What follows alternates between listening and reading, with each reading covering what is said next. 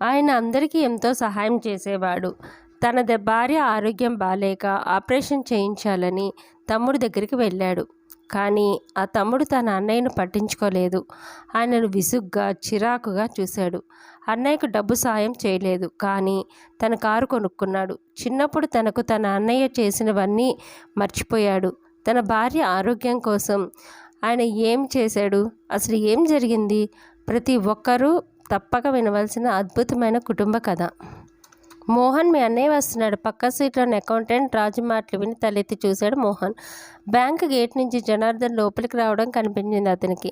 Bank staff కొంతమంది జనార్దన్ చూసి గౌరవంగా లేచి నమస్కరిస్తున్నారు, కొంతమంది పలకరిస్తున్నారు. జనార్దన్ తన దగ్గరికి రాగానే కూర్చో అన్నయ్య అన్నాడు మోహన్. జనార్దన్ అక్కడే ఉన్న కుర్చీలో కూర్చొని చేతి రుమాలతో మొహానికి పట్టిన చెమటను తుడుచుకున్నాడు. అతని మొహం వాడిపోయి ఉంది. ఏమిటన్నయ్య ఎలా వచ్చావు? బ్యాంకులో ఏమన్నా పని ఉందా అని అడిగాడు మోహన్. మీ వదిన చాలా రోజులుగా కడుపు నొప్పితో బాధపడుతోంది. ఈరోజు స్పెషలిస్ట్ దగ్గరికి తీసుకెళ్ళాలి, ఆపరేషన్ చేయాలి అన్నాడు జనార్దన్ దిగులుగా. ఎంత అవుతుంది అన్నాడు మోహన్. 50,000 అవుతుంది అని చెప్పాడు జనార్దన్. కాసేపు చెక్కులు పాస్ చేస్తూ ఉండిపోయాడు మోహన్. కాసేపటికి జనార్దన్ వైపు తలెత్తి చూసి, చూద్దామన్నయ్య, నాకు తెలిసిన డాక్టర్లు కొంతమంది ఉన్నారు, వాళ్ళు మంచి సర్జన్లు కూడా, వాళ్ళు కాస్త తగ్గిస్తారు. ఇప్పుడు కన్సల్ట్ చేసిన డాక్టర్ ఆలస్యం చేయకూడదు చెప్పాడు జనార్దన్. మోహన్ ఇబ్బందిగా చూసి, ఇలా బ్యాంకులో ఉన్నప్పుడు చెప్తే నాకేమి తోచదన్నయ్య, పనిలో ఉంటే ఆలోచనలు రావు, సాయంత్రం నేను ఇంటికి వచ్చి మాట్లాడతాను అన్నాడు మోహన్. అలాగే, నువ్వు దీని గురించి ఎక్కువగా ఆలోచించి మనసు పాటు చేసుకోకు, మనం తర్వాత మాట్లాడుకుందాం అంటూ లేచాడు జనార్దన్. అంతలో అటుగా వెళ్తున్న మేనేజర్ జనార్దన్ని చూసి, నమస్తే సార్, నేను విజయ్ని, తిరుపతి హై స్కూల్లో మీ శిష్యుణ్ణి అన్నాడు 2 చేతులు జోడించి. నీ పేరు గుర్తులేదు, కానీ నువ్వు గుర్తున్నావు, బాగున్నావా అంటూ ఆప్యాయంగా అడిగాడు జనార్దన్. బాగున్నాను సార్, ఈ మధ్య హైదరాబాద్ నుంచి ట్రాన్స్ఫర్ చేయించుకొని తిరుపతికి వచ్చాను. రాగానే మోహన్ సార్ని మీ గురించి అడిగాను. కూర్చోండి సార్, టీ తాగి వెళ్దురు కానీ అంటూ బాయ్ని పిలిచి టీ తమ్మని చెప్పాడు విజయ్. ముందు కాస్త మంచినీళ్ళు ఇప్పించు విజయ్ అభ్యర్థనగా అడిగాడు జనార్దన్. విజయ్ వెళ్ళి మంచినీళ్ళు తెచ్చి ఇచ్చాడు. టీ తాగుతున్న జనార్దన్ వైపే చూస్తుండిపోయాడు మోహన్. టీ ఆఫర్ చేయాలి అని ఆ పాత శిష్యుడికి అనిపించింది, కానీ తనకెందుకు అనిపించలేదు అని తాను ప్రశ్నించుకున్నాడు.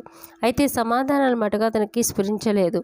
ఆ రోజు సాయంత్రం మారుతి కార్ షోరూమ్ నుంచి వచ్చిన రిప్రజెంటేటివ్ మోహన్ని కలిశాడు. రేపు మీరు డ్రాఫ్ట్ సిద్ధం చేసుకున్నారంటే ఎల్లుండి కార్ మీ ఇంట్లో ఉంటుంది అన్నాడు మోహన్తో. అదేం పెద్ద పని కాదు, బ్యాంక్ లోన్ తీసుకుంటున్నాను కాబట్టి ఓచర్లు నింపడమే నా పని, నా మార్జిన్ ఎలాగో సిద్ధంగా ఉంది అన్నాడు మోహన్. రిప్రజెంటేటివ్ వెళ్ళిపోయాక అకౌంటెంట్ రాజు వచ్చి, ఎప్పుడు కొంటున్నారు సార్ కార్ అని అడిగాడు ఎదురుగా ఉన్న కుర్చీలో కూర్చుంటూ. రేపు లోన్ కోసం అప్లై చేశాను, ఎల్లుండి కార్ డెలివరీ చేస్తారు అన్నాడు మోహన్. కాసేపు కార్ రంగు, మోడల్, రేటు గురించి మాట్లాడుకున్నాక, మీ అన్నయ్య ఈరోజు ఎప్పట్లా ఉత్సాహంగా కనిపించలేదు, చాలా డల్గా కనిపించారు అన్నాడు రాజు. అవును, మా వదినకు ఆపరేషన్ చేయాలంట, అందుకు 50,000 అంటున్న మోహన్ మాట పూర్తి కాకముందే, మీ అన్నయ్య వస్తున్నారు, 100 ఆయుష్ ఆయనకంటూ గేటు వైపు చూశాడు రాజు. మోహన్ తలెత్తి చూశాడు. జనార్దన్ చూడగానే విసుగుతో కూడిన కోపం వచ్చింది మోహన్కి. నువ్వు కారు విషయం ఆయన ముందు ఎత్తకు అన్నాడు రాజుతో. నేనెందుకు ఎత్తుతానంటూ రాజు తన సీటు దగ్గరికి వెళ్ళిపోయాడు. అతనికి మోహన్ ప్రవర్తన ఆశ్చర్యం కలిగించింది. మోహన్ని చూసి జనార్దన్ నవ్వుతూ, ఈరోజు నీ పని పూర్తయిందా అంటూ కుర్చీ లాక్కుని కూర్చున్నాడు.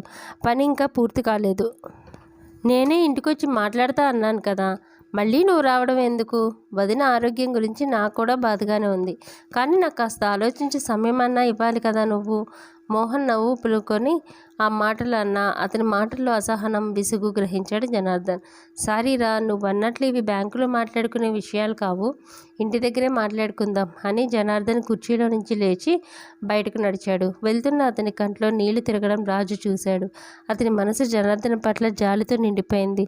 మోహన్ ఇంటి రాగానే అతని భార్య కమల ఎదురొచ్చి, జనార్దన్ బాబు గారు ఫోన్ చేశారు అని చెప్పింది. ఎన్ని గంటలకు చేశాడు అని విసుగ్గా అడిగాడు మోహన్. 7 గంటలకు చేశారు, అక్కయ్యకు ఆపరేషన్ అని చెప్పారు, మీరు బ్యాంకు నుంచి వచ్చారా అని అడిగారు. ఇంకా రాలేదని చెప్పాను అంది కమల. బ్యాంకుకు వచ్చి మాట్లాడారులే, వదిన ఆపరేషన్కి 50,000 కావాలి అని అడిగాడు అన్నాడు. మీరేమని చెప్పారు అన్నది కమల. బాగా ఆలోచించండి. ఆయనకి పెన్షన్ తప్ప మరో ఆదాయం లేదు. కూతుళ్ళ దగ్గర ఆయన డబ్బు తీసుకోరు. 50,000 మరి ఆయన ఎలా తీరుస్తారు అన్నది కమల. అయితే ఇప్పుడు ఏం చేద్దాం అంటావు అన్నాడు మోహన్. 5ో 10 ఆయన చేతికిచ్చి మన దగ్గర ఉన్నది ఇంతేనని చెప్పండి అంది కమల. కానీ మనం కారు కొంటున్నాం అన్నాడు మోహన్. కాబట్టే డబ్బుకి ఇబ్బంది అని చెప్పండి.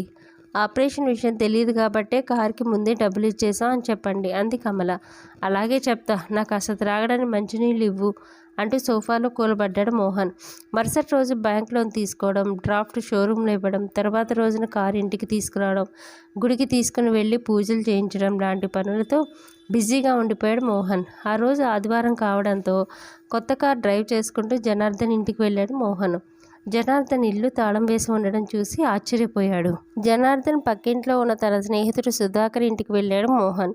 మోహన్ని చూసి ఎంతో సంతోషించాడు సుధాకర్. మోహన్ పనిచేసే బ్యాంకులోని మరో బ్రాంచ్లో పనిచేస్తున్నాడు సుధాకర్. రారా, చాలా రోజుల తర్వాత మా ఇంటికి వచ్చావు. నాకు చాలా ఆనందంగా ఉంది అన్నాడు సుధాకర్. నాకు చాలా ఆనందంగా ఉంది. కొత్త కారు కొన్నాను. నీకు అన్నయ్యకు చూపిద్దామని తెచ్చాను అని చెప్పాడు. అలాగా, కంగ్రాట్స్ అన్నాడు సుధాకర్. అన్నయ్య ఇల్లు లాక్ చేసి ఉంది. ఎక్కడికి వెళ్ళారో నీకేమన్నా తెలుసా అని అడిగాడు మోహన్. నీకు తెలుసో తెలీదో నాకు తెలియదు, కానీ మీ వదిన గారికి ఈ మధ్య అనారోగ్యం చేసింది. ఆపరేషన్ చేయించుకోవడానికి బెంగళూరు వెళ్ళారు వాళ్ళు అన్నాడు సుధాకర్. ఆపరేషన్ విషయం అన్నయ్య నాతో చెప్పాడు. బెంగళూరులో చేయించుకుంటున్న విషయం మాత్రం చెప్పలేదు అన్నాడు మోహన్. ఆ విషయం వాళ్లకు కూడా తెలియదు. మీ అన్నయ్య స్టూడెంట్ ఒకరు మొన్న మీ అన్నయ్య ఇంటికి వచ్చారు. ఆవిడ బెంగళూరులో పెద్ద డాక్టర్ అట. మీ వదినకు వచ్చిన సమస్య తెలుసుకొని తను ఆ కేసులో స్పెషలిస్ట్ అని తన హాస్పిటల్లో ఆపరేషన్ చేయించుకోమని, మందులు ఇతర ఖర్చులు భరిస్తే ఆపరేషన్ తను ఫ్రీగా చేస్తానని చెప్పి వాళ్ళని ఒప్పించి తనతో పాటే కారులో బెంగళూరు పిలుచుకొని వెళ్ళారు. మీ అన్నయ్య తరచూ అంటుండేవాడు, be good do good he will do good అని. ఆ మాట విషయం ఆయన విషయంలో నిజమైంది. ఆ భగవంతుడే అలా స్టూడెంట్ రూపంలో వచ్చిందనిపించింది నాకు అన్నాడు సుధాకర్. సుధాకర్ కూతురు తెచ్చిన కాఫీ కప్ అందుకుంటూ, మీ ఆవిడ ఇంట్లో లేరా అని సుధాకర్ని అడిగాడు మోహన్. లేదు, మీ వదినకు తోడుగా ఉండమని నేనే పంపాను. ఉదయమే తను ఫోన్ చేసి ఆపరేషన్ విజయవంతమైందని, మీ వదిన బాగున్నారని చెప్పింది అన్నాడు సుధాకర్. తను ఊర్లో ఉండి వాళ్ళకి ఏ సహాయం చేయనందుకు సుధాకర్ ఏమనుకున్నాడో అనుకున్నాడు మోహన్. అన్నయ్య ఆపరేషన్కి డబ్బు అడిగాడు. 2 రోజుల నుంచి రావాలని ప్రయత్నిస్తున్నాను, కానీ సమయం దొరకలేదు. ఈరోజు డబ్బు తీసుకుని వచ్చాను, వాళ్ళు లేరు అన్నాడు మోహన్ నిరుత్సాహంగా. రాలేకపోయానని చెప్పు, ఒప్పుకుంటాను. కానీ సమయం దొరకలేదు అంటే నేను ఒప్పుకోను. స్నానం చేస్తున్నావా, భోజనం చేస్తున్నావా, రోజు షేవింగ్ చేసుకుంటున్నావా, current bill, telephone bill due date చూసుకొని కడుతున్నావా, ఇంటికి కావాల్సిన సరుకులు కూరగాయలు తెస్తున్నావా, నీ భార్యకు పిల్లవాడికి కావాల్సినవన్నీ అమర్చి పెడుతున్నావా? మరి వీటికి సమయం ఎక్కడి నుంచి వచ్చింది నీకు? అవి నీకు అవసరం కనుక టైం దొరుకుతుంది నీకు. మిగిలినవన్నీ నీకు అవసరం లేదు కనుక టైం దొరకడం లేదు. నీకు గుర్తుందా, మనం విజయవాడలో ఉన్నప్పుడు నాకు తిరుపతికి ట్రాన్స్ఫర్ అయితే నువ్వు నాకు మంచి ఇల్లు చూపించమని మీ అన్నయ్యకు ఉత్తరం రాసిచ్చి నాతో పంపావు. అదృష్టవశాత్తు ఆయన పక్క ఇల్లే ఖాళీగా ఉండడంతో అందులో చేరిపోయాను. అప్పటి నుంచి మీ అన్నయ్యతో సాన్నిహిత్యం ఏర్పడింది. ఆయన చూస్తుంటే నాకేమనిపించేదో తెలుసా? మనుషులు నా బిడ్డ ఇంజనీర్ కావాలి, డాక్టర్ కావాలి, ఇంకోటి కావాలి అని కోరుకుంటారు. కానీ నా బిడ్డకి మంచి పొరుగువాడు కావాలి అని ఎందుకు కోరుకోరు అనిపించేది. మంచి పొరుగు వారి వల్ల ఆ ఇరుగు పొరుగు వాళ్ళకు ఎంత లాభమో మీ అన్న వదిలిన చూస్తే సహాయాలు పొందిన మాకు అనుభవమే. వారి తమ్ముడుగా నీకు అలాంటి అనుభవాలు ఎన్నో ఉండాలి. కాకపోతే అవన్నీ ఇప్పుడు నువ్వు మర్చిపోయినట్టున్నావు మోహన్. ఒకప్పుడు మీ అన్నయ్య గురించి ఎంత గొప్పగా చెప్పేవాడివి. ఈరోజు ఆయన కష్టాల్లో ఉంటే పలకరించడానికి కూడా నీకు టైం లేదంటున్నావు.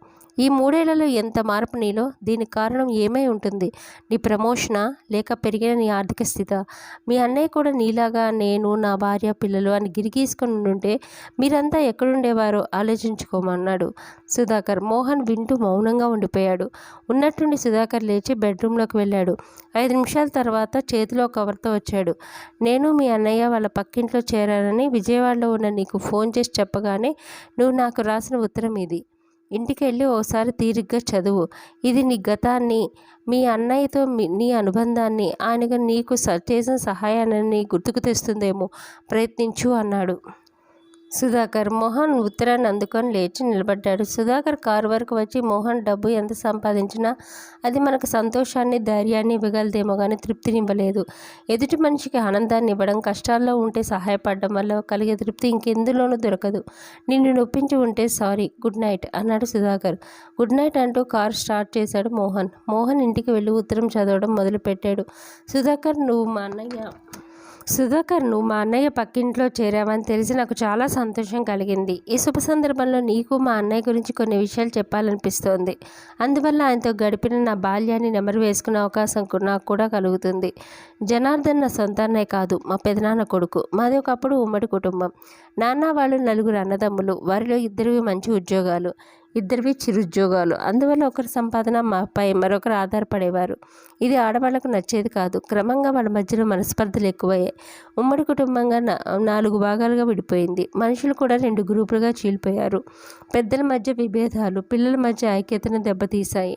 అటువంటి సమయంలో మా పెద్దన్నయ్య జనార్దన్ కాలేజీ నుంచి ఇంటికి వచ్చాడు. ఆయనకి ఈ వాతావరణం నచ్చలేదు. 4 అన్నదమ్ముల కుటుంబాల మధ్య సఖ్యత లేకపోతే దేశంలోని ప్రజలంతా ఐక్యతగా ఎలా ఉంటారని అతనికి అనిపించింది. ఆయన ముందుగా పిల్లలందరినీ కూర్చోబెట్టుకొని కథలు, జోక్స్ చెప్పి నవ్విస్తూ ఆటలాడిస్తూ మా అందరికీ దగ్గరయ్యాడు. మేము పెద్దల మధ్య కూర్చొని వాళ్ళు చెప్పుకొని చాడీలు వింటూ విలువైన కాలాన్ని వృధా చేసుకోకూడదని, చదువు చెడితే జీవితాంతం బాధపడాలని మాకు చెప్పేవాడు.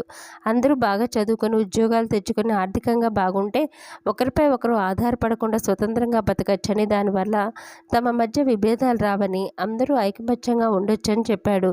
మా అదృష్టం బాగుండి మేము ఆయన చెప్పే మాటలన్నీ విన్నాము. ఆయన చెప్పినట్లే చేశాము. తర్వాత ఆయన పెద్దల దగ్గర చనువు పెంచుకున్నాడు.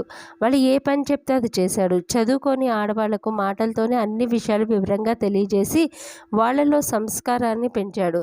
త్వరలోనే అందరికీ తల్లో నాలుకగా తయారయ్యాడు. పిల్లల చదువుల్లో అభివృద్ధి చూసి ఎంతో ఆనందించారు. క్రమంగా పెద్దల మధ్య విభేదాలు దూరమయ్యాయి. కాపురాలు పేరైన పండుగలు కలిసి జరుపుకునేవారు. అంత చిన్న వయసులో అన్నయ్య సాధించిన అతిపెద్ద విజయం ఇది. తనొక్కడి చదువు బాగుపడితే చాలని అనుకోలేదు అన్నయ్య. మేమందరం కూడా చదువుకొని బాగుండాలని కోరుకున్నాడు.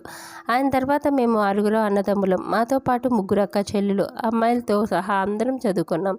అందరం ఉద్యోగాలు చేస్తున్నాము. ఇది అన్నయ్య సాధించిన 2వ విజయం. మా అందరి పెళ్లిళ్ళ బాధ్యత తన భుజాన వేసుకుని దగ్గరుండి మరీ జరిపించాడు అన్నయ్య.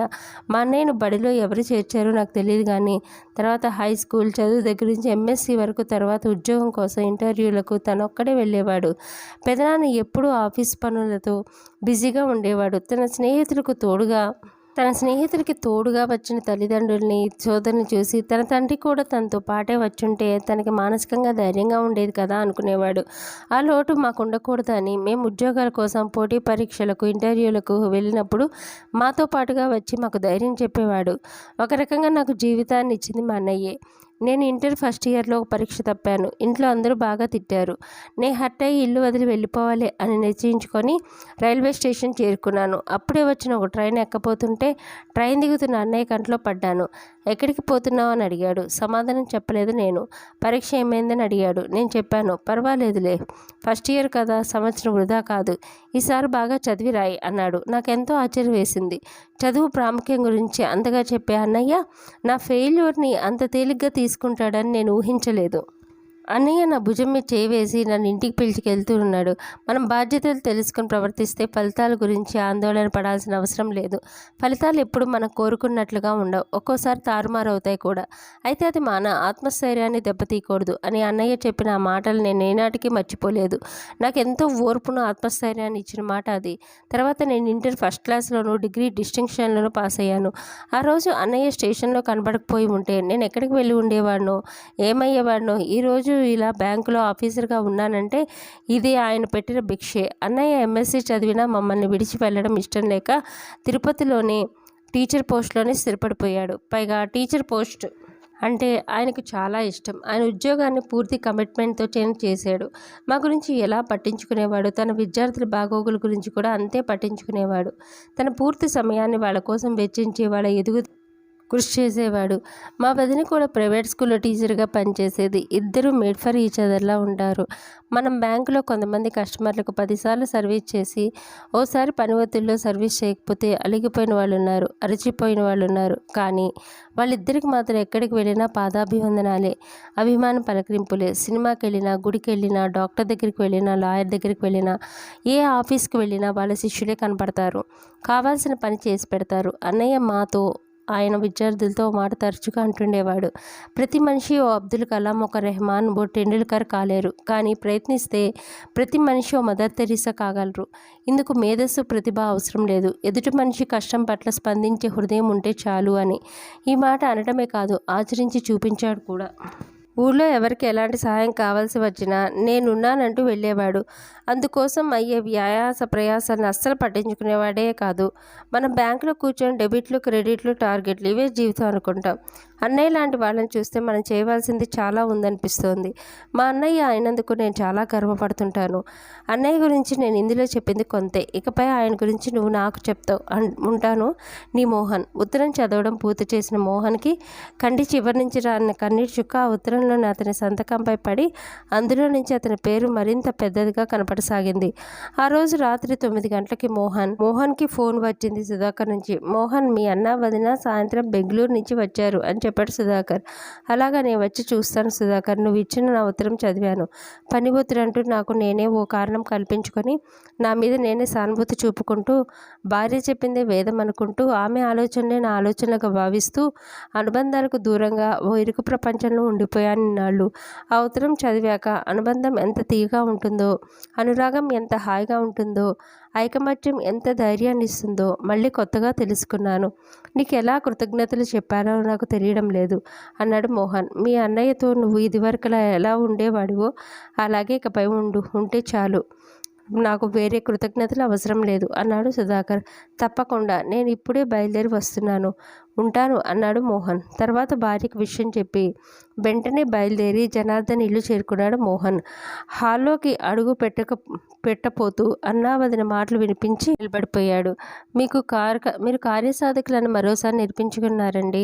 నాకు ఆపరేషన్ అన్న విషయం బంధువులకు కానీ, స్నేహితులకు కానీ, ఆఖరికి కన్నబిడ్డలకు కూడా తెలియనివ్వకుండా దాచారు. బాధ, భయం, కష్టం, నష్టం అన్నీ మీరే భరించి చివరికి విజయం సాధించారు అని జనార్దన్ భార్య కస్తూరి అంటోంది. ఎక్కడో ఉన్న వాళ్ళకి ఈ విషయం చెప్పి ఆందోళన కలిగించడం ఎందుకని చెప్పలేదు. అయితే సుధాకర్ దగ్గర మాత్రం ఈ విషయం దాచడం సాధ్యం కాలేదు.